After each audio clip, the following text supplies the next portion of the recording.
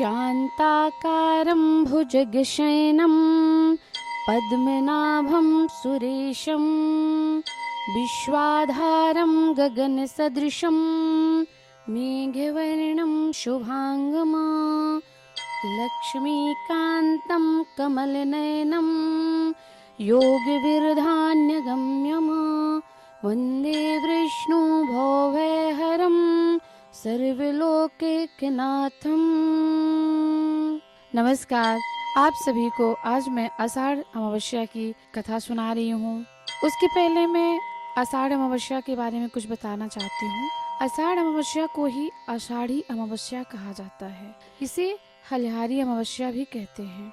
यह अमावस्या चतुर्मास की प्रथम अमावस्या है। आषाढ़ मास से ही वर्षा की भी शुरुआत हो जाती है। इस दिन हमें पवित्र नदी में स्नान करना चाहिए, जो बहुत ही फलदायी होता है।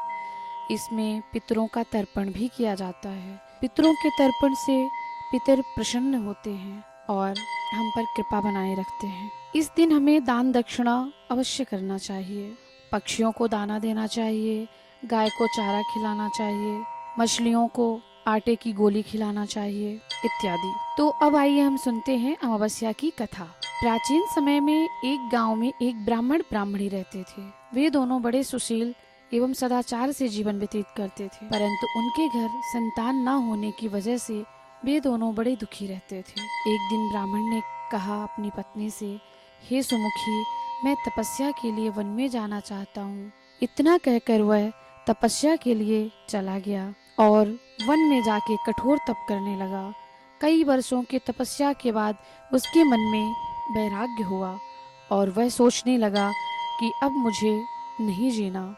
ऐसा विचार करके वह पेड़ की डाली में फांसी लगाने को तैयार हुआ तो वहाँ पर सुख अमावस्या प्रकट हुई और बोली, हे ब्राह्मण, तुम्हारे 7 जन्म कोई संतान नहीं लिखी है, परंतु मैं तुम्हें 2 कन्या का वरदान देती हूँ। एक का नाम अमावस्या व दूसरी का नाम पूनम रखना। तेरी पत्नी को कहना कि सुख अमावस्या का व्रत करे। अमावस्या के दिन 1 कटोरी चावल भरकर उसमें दक्षिणा रखकर किसी मंदिर में रखना। ऐसा 1 साल तक करना। 1 कटोरी चावल दान करते रहना। यह सारी बात ब्राह्मण अपनी पत्नी से जाकर कहा तो पत्नी सुख अमावस्या का व्रत करने लगी और व्रत के प्रभाव से ब्राह्मणी की 2 कन्या हुई।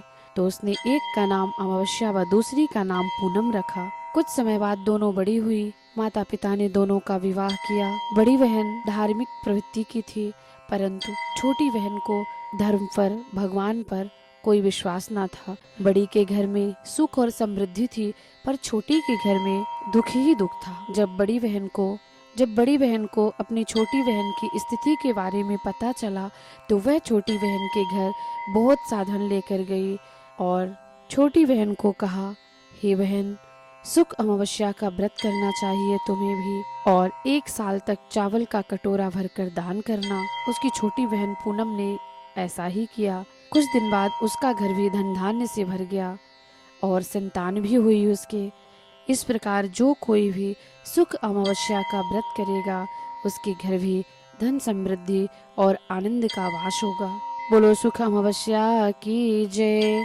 बोलो जगन्नाथ भगवान की जय।